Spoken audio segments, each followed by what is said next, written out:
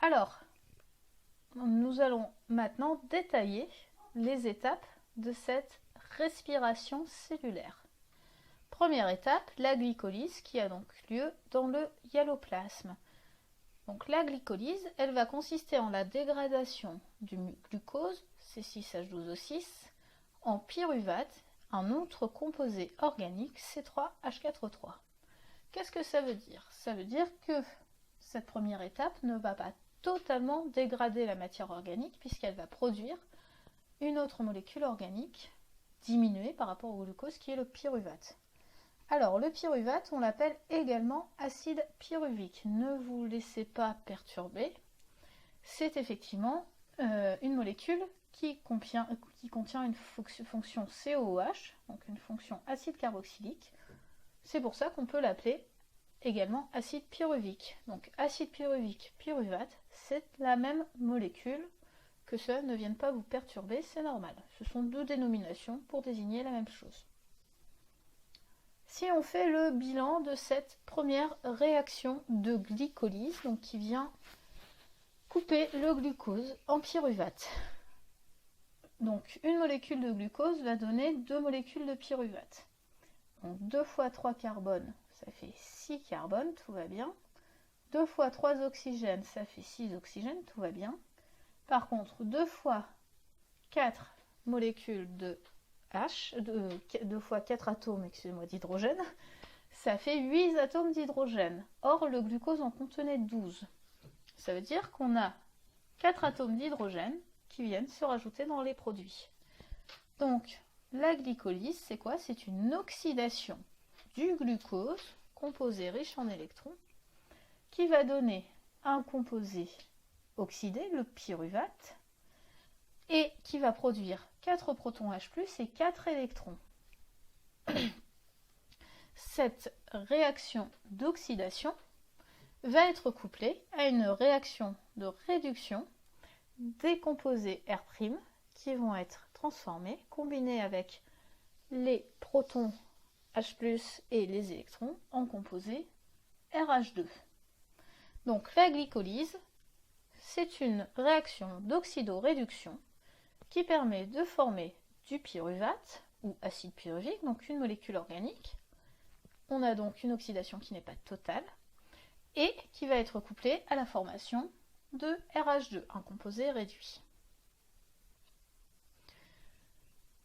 Cette réaction d'oxydoréduction entre le glucose et R' est globalement exergonique, c'est-à-dire qu'elle libère de l'énergie. Elle va donc pouvoir être couplée à la fabrication d'un composé qui demande beaucoup d'énergie, l'ATP.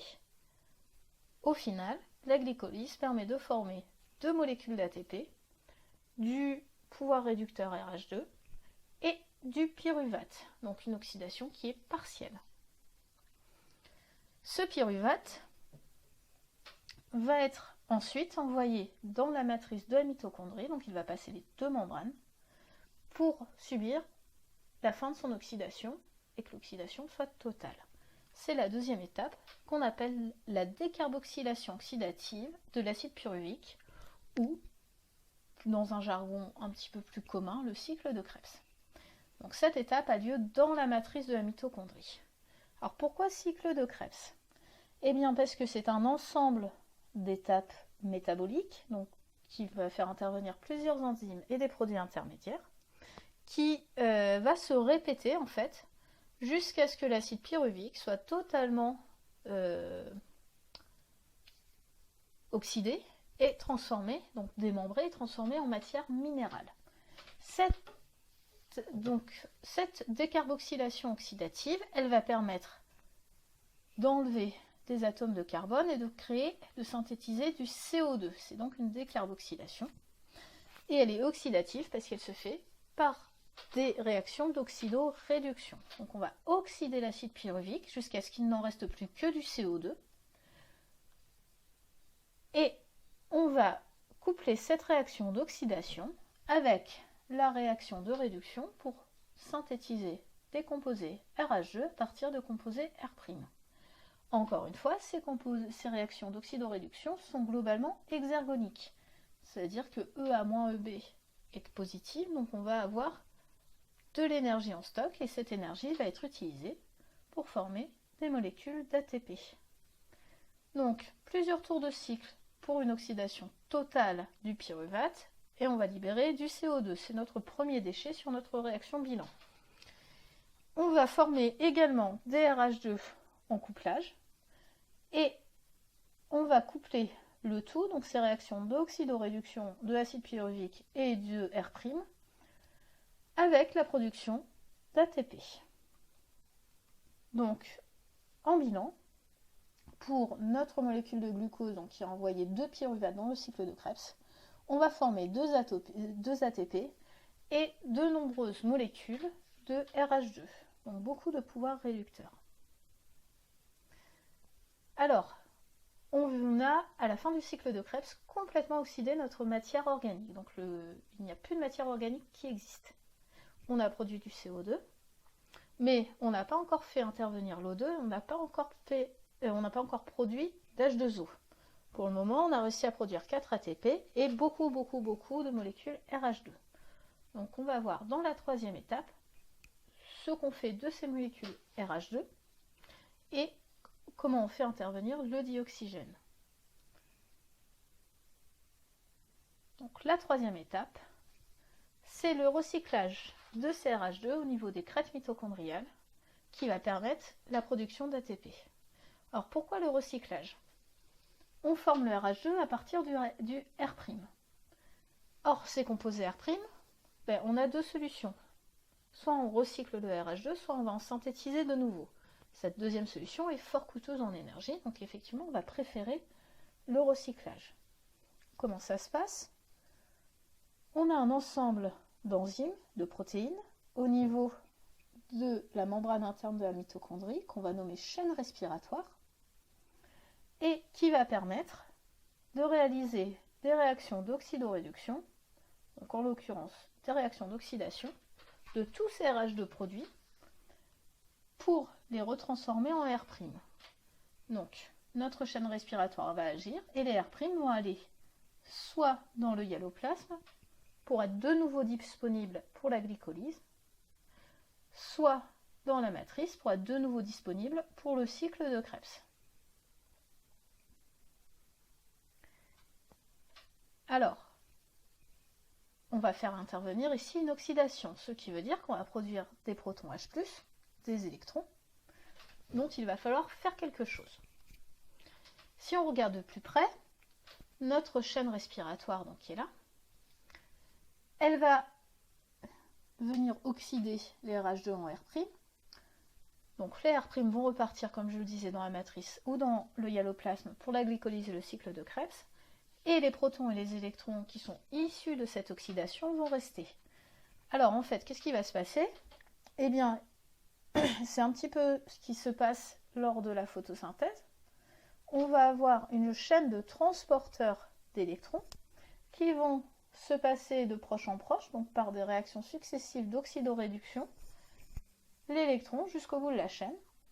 Et ce passage d'électrons va permettre de faire passer les protons H+, depuis la matrice vers l'espace intermembranaire.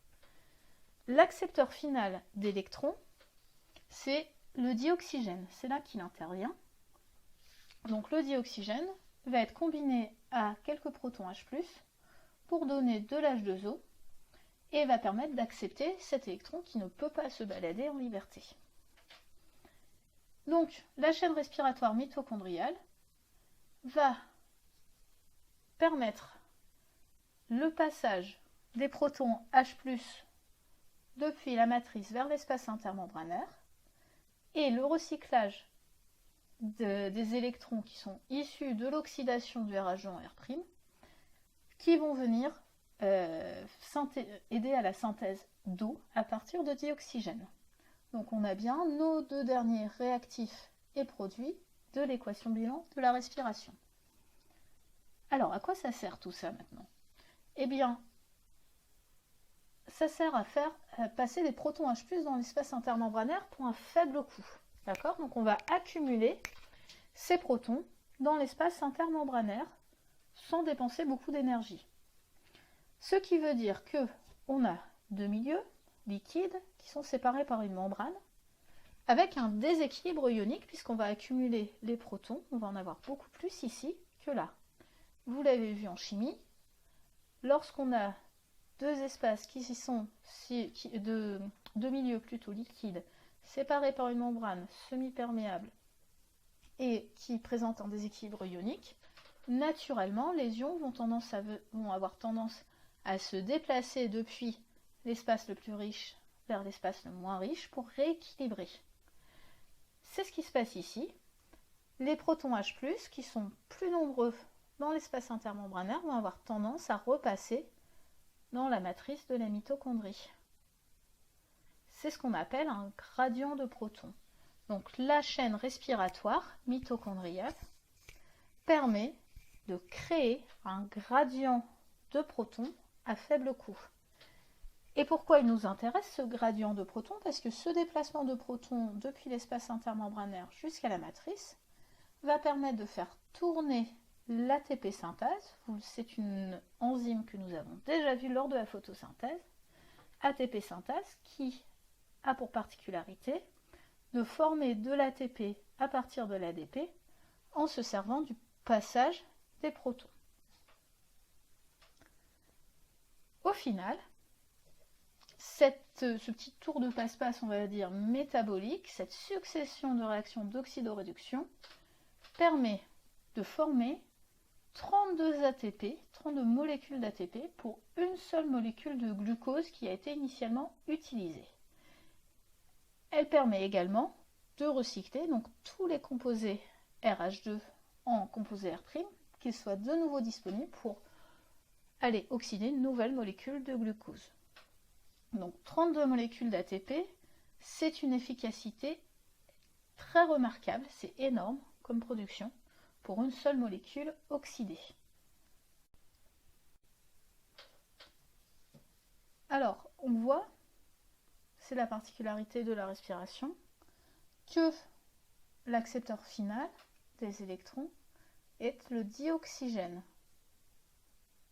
Ce qui veut dire qu'en l'absence de dioxygène, la respiration cellulaire va être bloquée, puisque si on n'a pas d'accepteur final d'électrons, on ne peut pas recycler des composés RH2 aussi nombreux.